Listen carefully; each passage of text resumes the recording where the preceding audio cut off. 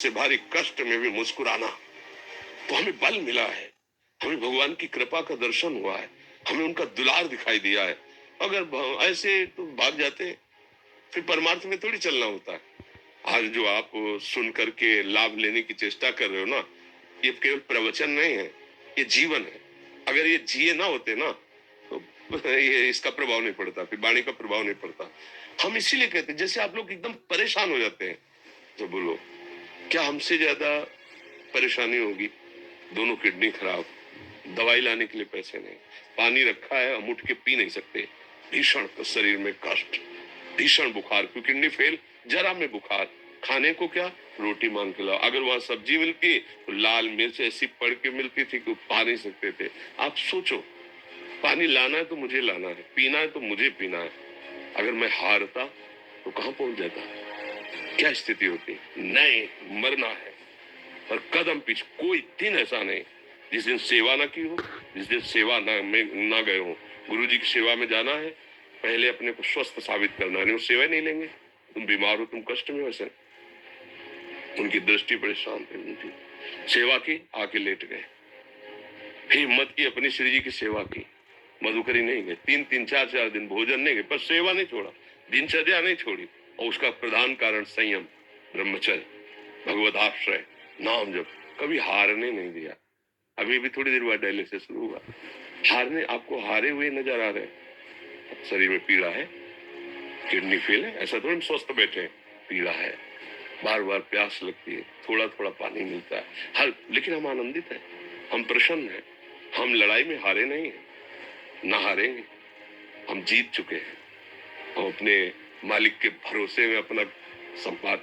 तो वो, ये हम अपनी बड़ाई नहीं बता रहे, हम आपको बता रहे समस्या। सोचो, तुम्हारे पास तो माँ है, भाई है, बहन है, परिवार है, कोई ना कोई तो है ना। मेरा किसी ने कभी जीवन में ध्यान भी नहीं दिया, क्यों? बचपन से बाबा जी बन गए, किसी से प्यार नहीं, किसी से संबंध नहीं, कोई जानकारी नहीं, हम कहाँ हैं, वो कहाँ, किसी से कोई मतलब नहीं। अच्छा, जवान साधु कौन श्रद्धा करे? कभी गांव जाने की हिम्मत नहीं पड़ती कि रोटी मांग ले, पता नहीं लोग क्या सोचेंगे, क्या भावना कर ले। हम दरवाजे पे खड़े हैं, क्या कैसी भाव, जो हमारे सामने आकाश वृत्ति से आया यौवन अवस्था में, वही पाया, अन्यथा भूखे रह गए। जब हम हर समय अपने को विवेक के द्वारा सावधान रखे, तो हम कभी निराश नहीं हुए, कभी उदास नहीं हुए, कभी ऐसा नहीं लगा कि यार हम दुखी, कभी नहीं लगा। उसी का फल है कि उस सुख का संकेत मिल गया जहां दुख की निशानी भी नहीं है, वही उसी के बच्चे हो। हम सब उसी धातु से बने हुए हैं। हम इतना क्यों परेशान हो जाते हैं? हम ये देखते हैं, अपने लोग थोड़ी बात बिगड़ गई परेशान, नहीं बिगड़ी तो बिगड़ जाने की संभावना में परेशान है। आज सुख है, लेकिन कल सुख छिन जाएगा, तो हम आज के सुख में सुखी ना होकर कल के दुख की आने की संभावना में हम भयभीत हो। मतलब क्या हमारी सोच रह गई? हमको इतना बलवान बनना है कि सुख और दुख दोनों हमको छू न सके।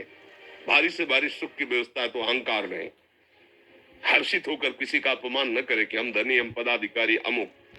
भारी से भारी दुख आया तो हमें किसी के सहयोग की जरूरत नहीं, हम फिर अपने कदम बढ़ाएंगे, हम फिर जुड़ी हुई अपनी भावनाओं को सजाएंगे। मस्त जीवन, एकदम तुम अविनाशी के बच्चे हो। शेर का बच्चा भेड़ों के बीच में फंसकर म्यों म्यों बोल रहा है, बस अगर दहाड़ना सीख जाए तो कोई भी उसे परास्त नहीं कर सकता। ऐसे भगवद अंश, तू प्रपंच में फंसकर अपने को इतना दीन क्यों देख रहा है? तू ऐसा है कि भगवान के दिव्यास्त्र में भी ताकत नहीं तेरे को मार सके। तू अविनाशी का अविनाशी बच्चा है, विनाशी भोगों को, विनाशी शरीर को मैं मान के इतना भयभीत, इतना दुख, ठीक नहीं। ये सबके लिए, केवल एक के लिए नहीं। आप समझो, आप लोग सोचते हैं हम गृहस्थ होकर भला ऐसी स्थिति कैसे? जनक जी सुखदेव जी के गुरु हैं, और राजा हैं, महल है, रानियां हैं, नौकर है, चाकर। क्या सुखदेव जी, जिनके शरीर में लंगोटी भी नहीं है, दिगंबर, परमहंस, परमहंस के गुरु है जनक जी, जो राजा हैं।